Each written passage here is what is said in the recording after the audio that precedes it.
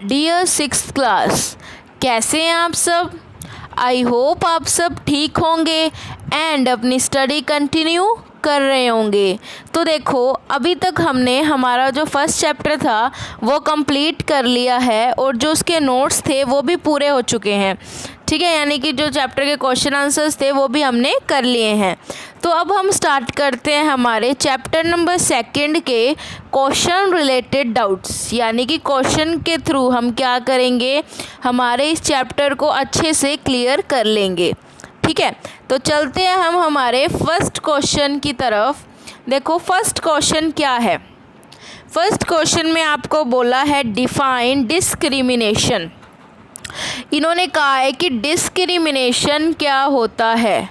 तो देखो बच्चों, डिस्क्रिमिनेशन एक सिंपल सा फैक्ट मान सकते हैं हम कि जो डिस्क्रिमिनेशन होता है वो होता है भेदभाव, यानी कि किसी से रिलेटेड हम किन्हीं दो वस्तु मान सकते हैं या फिर पर्सन्स के बीच में हम क्या करते हैं, डिस्क्रिमिनेट करते हैं, भेदभाव करते हैं। तो इसकी एग्जैक्ट डिफाइन क्या होगी, देखते हैं। Discrimination is the practice of treating an individual or a group of people unfairly or less fairly than others।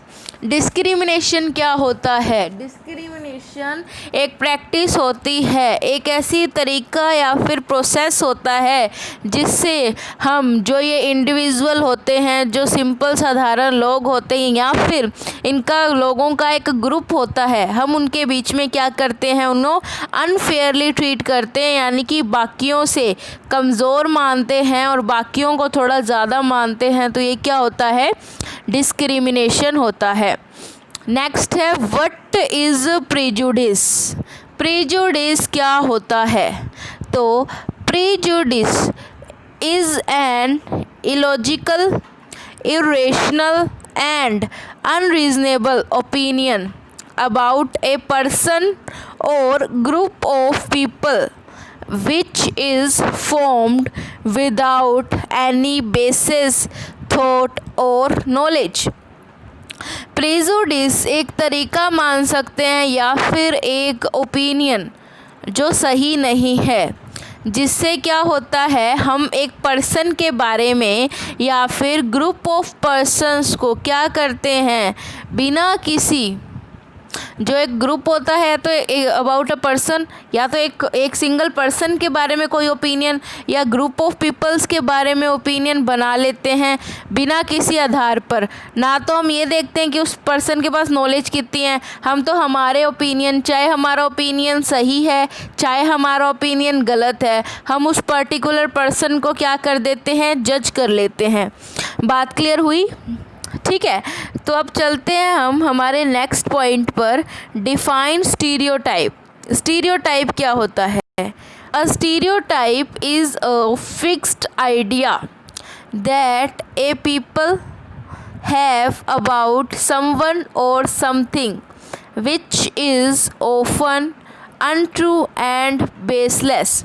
मतलब क्या करना, स्टीरियोटाइप एक आइडिया होता है जो हम किसी के बारे में बना लेते हैं बिना किसी बेसिस पर। मतलब ये लगभग प्रेजुडिस और स्टीरियोटाइप एक जैसा ही होता है, इसमें थोड़ा थोड़ा डिफरेंस होता है। ठीक है, वो हमें डिफाइन से क्या हो रहा है, क्लियर हो ही रहा है। नेक्स्ट क्वेश्चन पे मूव करते हैं हम लोग। What give rise to discrimination. Discrimination कैसे होता है, यानी कि कौन सी ऐसी चीज़ें हैं जिनके आधार पर, जिनकी वजह से डिस्क्रिमिनेशन होता है। तो discrimination happens on the basis of religion, caste. मतलब डिस्क्रिमिनेशन किसके बेसिस पे होता है, या तो हम किसी के धर्म से रिलेटेड यानी कि रिलीजन, किसी की कास्ट, ठीक है, किसी का जेंडर कि वो फीमेल है या फिर मेल है, या फिर पैसों से रिलेटेड, यानी कि डिस्क्रिमिनेशन है इन सब चीज़ों से होता है।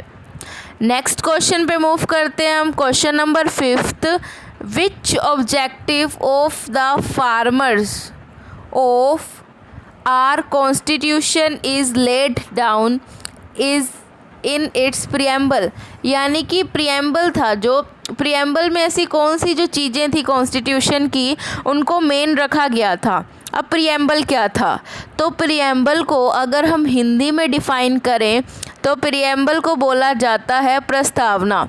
ठीक है, यानी कि प्रियम्बल कॉन्स्टिट्यूशन का क्या था, प्रियम्बल हमें ये बताता है, ऑब्जेक्टिव बताता है किसका, फार्मर्स का, फार्मर्स नहीं, मतलब पता है कोई भी चीज़ हम करने से पहले उसका बेसिक डिज़ाइन करते हैं।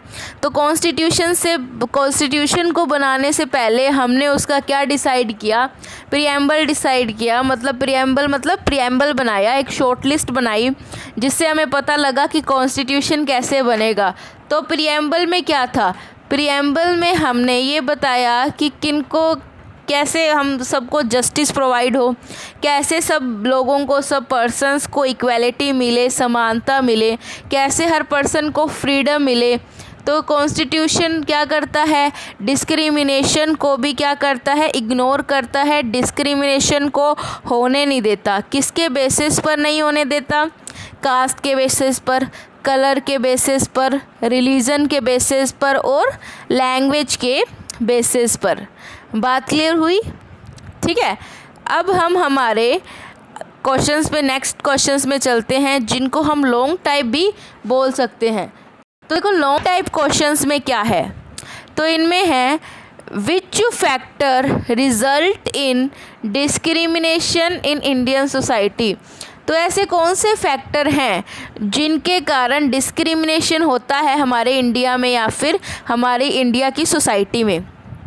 तो the factor that result in discrimination, तो फैक्टर कौन से हैं डिस्क्रिमिनेशन के होने के, यही सब जेंडर, कास्ट, रिलीजन, ठीक है, ये सब क्या है, मेन फैक्टर्स हैं। इन ओल्डर डेज वेल्थ और लैक ऑफ प्रॉपर्टी, पुराने दिनों में क्या था, पैसों की कमी, was also a major reason for discrimination. तो अगर किसी के पास पैसों की कमी है, पैसे कम हैं, वो लोग गरीब हैं, तो इसे भी एक डिस्क्रिमिनेशन का बेसिस मान लिया जाता था। इसके थ्रू भी हम पर्सन्स को आपस में डिस्क्रिमिनेट करते थे। People who did not have enough money to fulfil their basic needs. अब गरीब कौन होते हैं, जैसे जो पर्सन्स जिनके पास इतने भी पैसे नहीं होते कि वो अपने डेली वर्क्स, डेली की दिनचर्या, बेसिक नीड्स को भी पूरा कर सकें। ठीक है, पीपल्स को किनके, 4 कास्ट के अकॉर्डिंग डिवाइड किया जाता था। कास्ट हमारी, जैसे कास्ट किसी की हिंदू होती है, किसी की सिख होती है, किसी की मुस्लिम होते हैं कोई, तो इनके अकॉर्डिंग भी डिस्क्रिमिनेशन किया जाता था।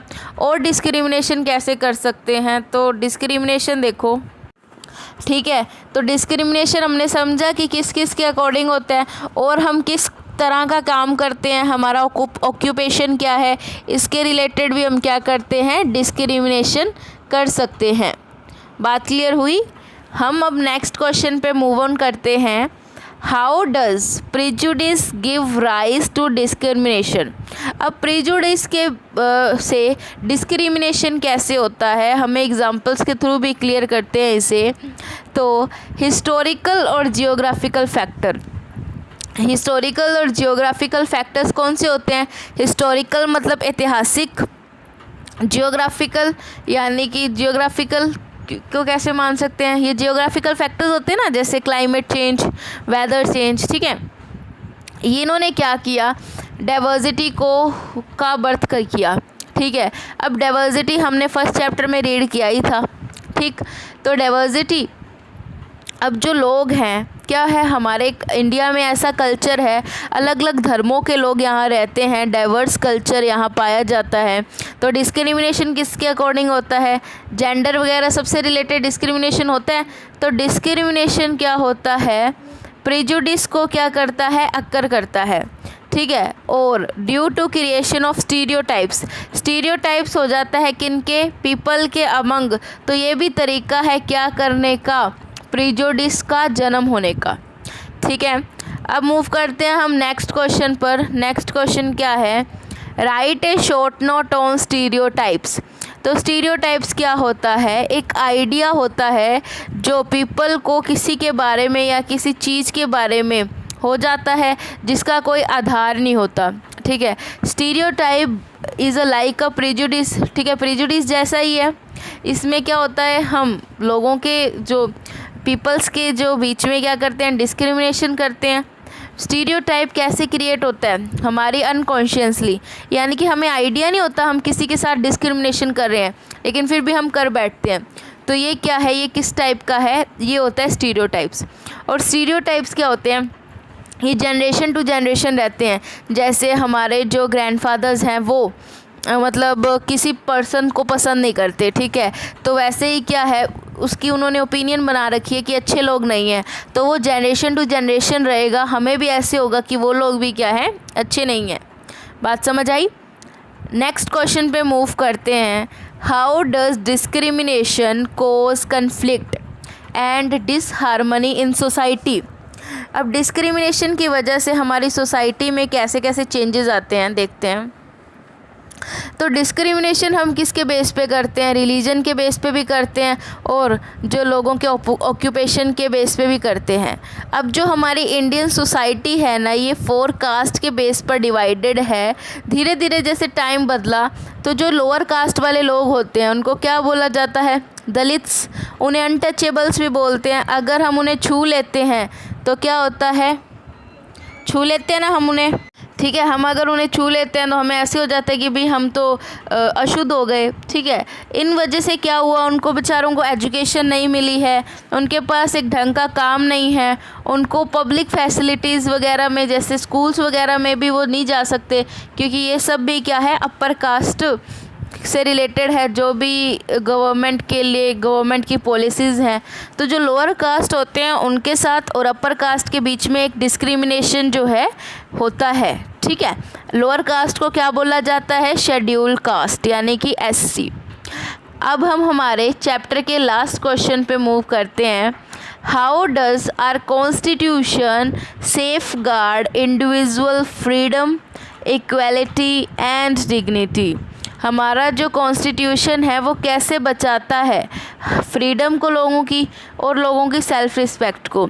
तो जो इंडियन कॉन्स्टिट्यूशन है ये हर पर्सन को क्या करता है, हर इंडियन को फ्रीडम देता है, समानता देता है। प्रिएम्बल है हमारा जो कॉन्स्टिट्यूशन का, उसका भी मेन ऑब्जेक्टिव यही है कि डिस्क्रिमिनेशन जो है वो नहीं होना चाहिए, हर पर्सन को फ्रीडम मिलनी चाहिए, इक्वालिटी मिलनी चाहिए। बात क्लियर हुई। तो देखिए स्टूडेंट्स, ये था हमारा चैप्टर नंबर 2 हमारे एग्ज़ाम में जो आएंगे। ठीक है, तो आज आपका चैप्टर नंबर 2 भी कंप्लीट होता है। अब आपका वर्क क्या है, आपको ये जो चैप्टर है ये क्या है, करना है। ठीक है, अपनी फेयर नोटबुक्स में इसको कंप्लीट कर लेना है। बात क्लियर हुई। तो ये जो चैप्टर है ये आपको मिलेगा ऑल इन वन गाइड के 795 पेज नंबर पर, जो आप कर सकते हैं।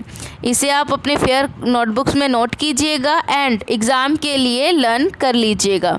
ठीक है, thank you and have a nice day.